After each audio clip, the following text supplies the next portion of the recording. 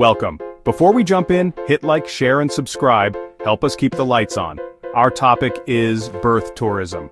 No, it's not a vacation to watch babies being born. It's when expectant parents travel to another country just to give birth, so their child gets citizenship there. This isn't a spontaneous trip. It's a carefully planned operation, often involving agencies that handle everything from visas to hospital stays. The whole thing relies on a legal principle called jus soli, right of the soil, where being born in a country makes you a citizen, no matter your parents' nationality. Most countries use jus sanguinis, or right of blood, so birthright citizenship is rare and highly sought after. Think of it as a citizenship lottery. The ticket is a plane ride and a lot of planning. Is it legal? Usually, yes, unless you lie on your visa application, which is fraud. The act of giving birth itself isn't a crime, but the industry around it is a legal gray zone. Parents are willing to navigate this minefield for a shot at a better future, and a shiny new passport for their child. Why go through all this?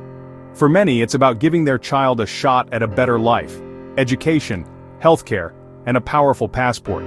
The US and Canada are top destinations, thanks to their birthright citizenship laws. Most countries don't offer this anymore.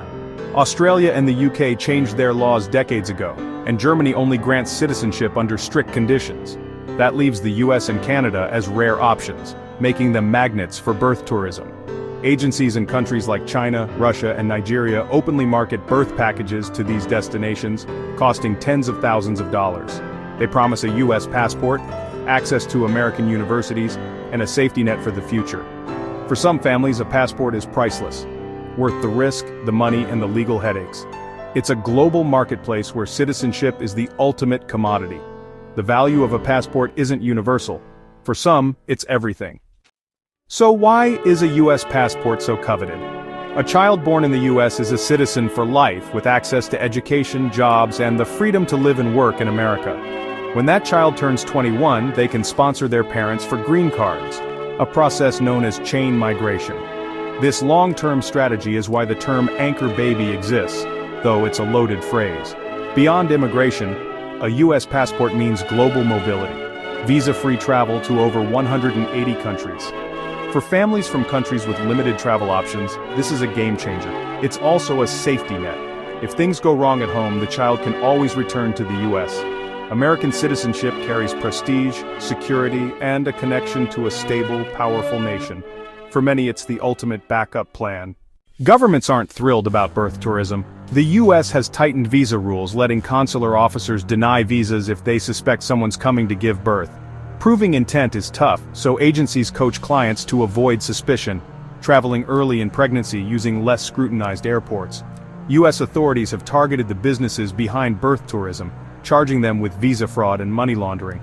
In 2019, federal agents raided dozens of maternity hotels in California, leading to the first federal charges against these operations. The bigger debate is over birthright citizenship itself. Some politicians want to end it, arguing it's a loophole. Others say it's a core American value that prevents statelessness. Other countries like the UK, Australia, and Ireland have already ended unconditional birthright citizenship. The global trend is moving away from it, not toward it. The US is now an outlier and the debate is far from over. The future of birth tourism depends on how this debate plays out. Is birth tourism a crisis or just hype? Depends who you ask. Critics say it undermines immigration laws and lets wealthy foreigners buy citizenship, raising concerns about fairness and unpaid hospital bills.